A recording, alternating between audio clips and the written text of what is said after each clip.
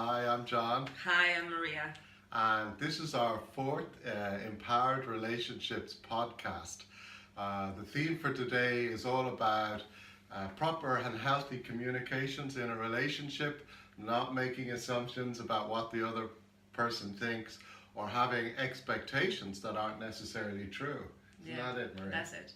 And sometimes just because we are talking doesn't mean that we are actually communicating.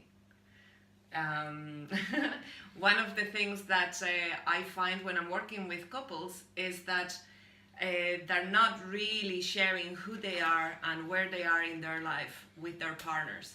And that creates a separation. That creates that the two people are not walking parallel. They're actually, their paths are going to different sides. So sometimes when we experience that sense of separation, it could be quite easy to come back to communication, to come back to connection, and it's about really knowing what is it that we need to share with our partner. And so, what do you call that? When is that something you recommend they do? Communication, No. honest communication. Yeah, sharing. Yeah, I call it like giving the news. So in the morning or whatever time is appropriate, your job is to inform your partner where you are and what's happening in your life. So for example, John, today I'm feeling a bit tired. My patience is a little bit short. So, if you see me acting a bit cranky or whatever, don't take it personal. I won't. So it's just giving the news. When we're giving the news, we're just giving information.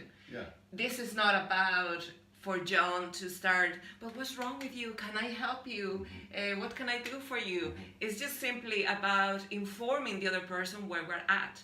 So the other person would do the same thing. So John would say, Yeah, whatever's going on for me today. Yeah, exactly. Sure.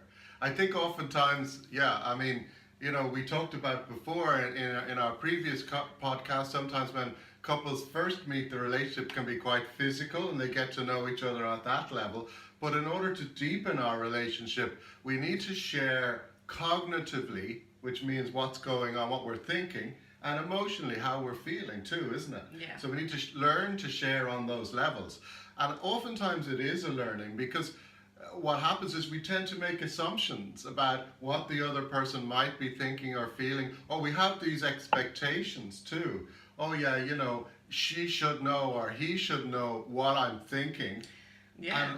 And then if they don't respond in a way that we assume or expect them to, they don't love me anymore because they should know, right? Exactly, yeah.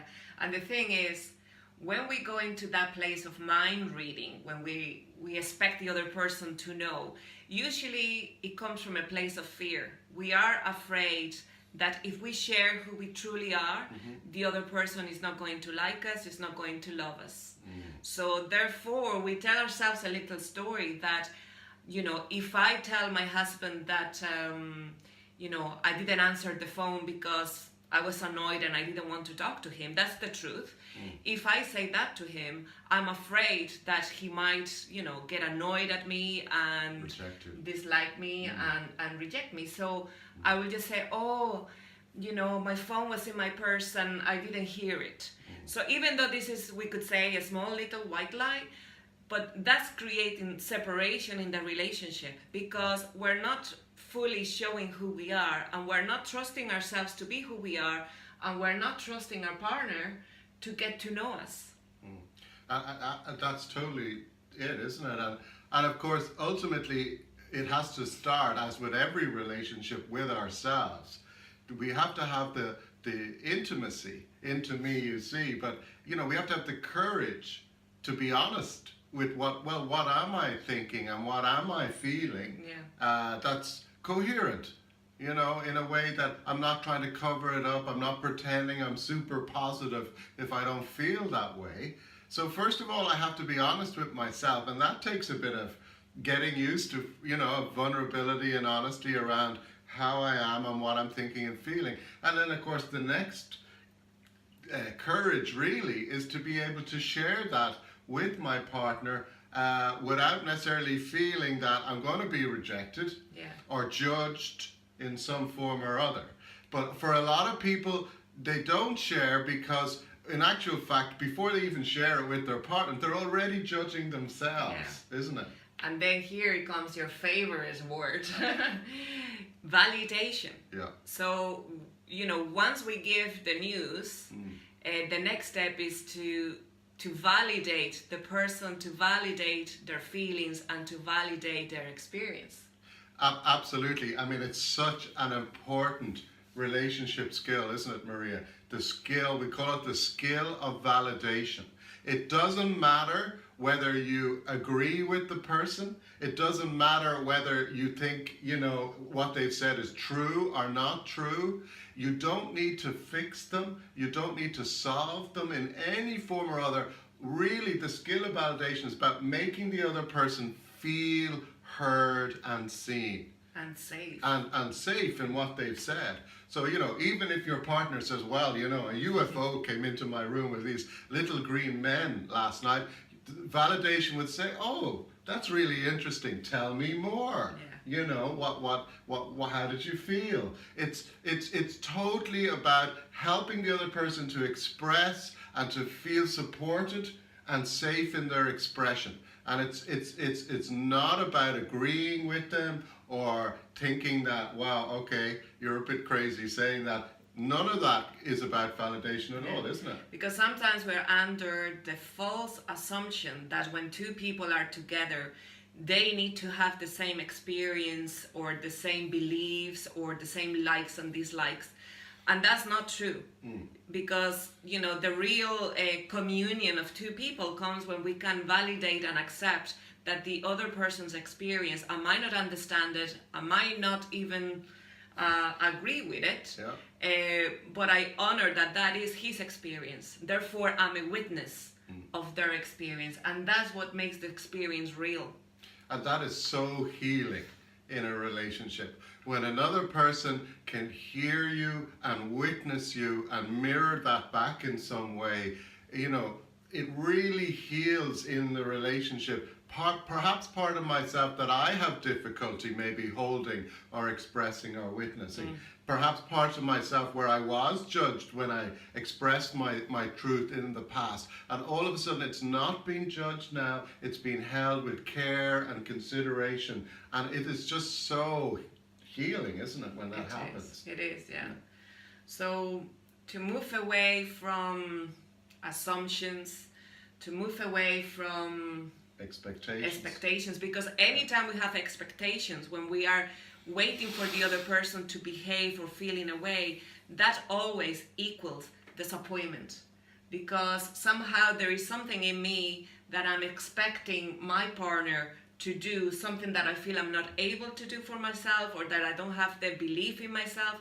Therefore, that need within myself is never going to be fulfilled from the outside.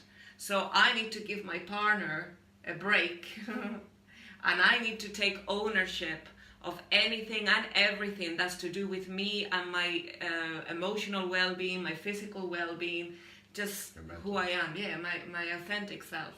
That's it, yeah. And then the wonderful thing is when two people do that, they obviously, you have your own beliefs, your values, your thoughts, your feelings, and the other person has their, and then obviously there'll be a meeting of what we have in common and what we have different. Yeah. And that's what makes the relationship so wonderful, isn't it? But actually knowing what that is through relating is the most important thing. So, and it can be so easy to use relating in a relationship, to use communication as a form of, as Maria said right at the beginning, separating from each other. Yeah. Rather than recognizing, yes, there will be some things we don't agree with, and there'll be other things that we do agree with, but it's not about scoring points, is it? Exactly. And if right now you're feeling that maybe your relationship is a battlefield, I really want you to know that it could be different. Like you could learn to communicate in a healthier way. So, just know that you have the power within yourself and with your partner to learn a way to communicate that empowers both and that creates peace in the relationship and in the family. Yeah, that sense of peace and harmony is so lovely when you get there. When you get there, and I mean, all it is turning a few things around, learning a few simple techniques to practice with yourself and with each other, and all of a sudden there's this deeper sense of connection, there's a deeper sense of peace, there's a harmony, there's not trying to second guess what the other person's thinking or feeling, or projecting your assumptions and expectations onto them all the time. There's an ease, isn't there, Maria? Oh, it's wonderful. That's right. Yeah. Okay, well, I hope you enjoyed our podcast today, and if you feel drawn to it, just share it so other people can hear our message. Thank you very much. Yeah, thank you. Bye-bye. Bye.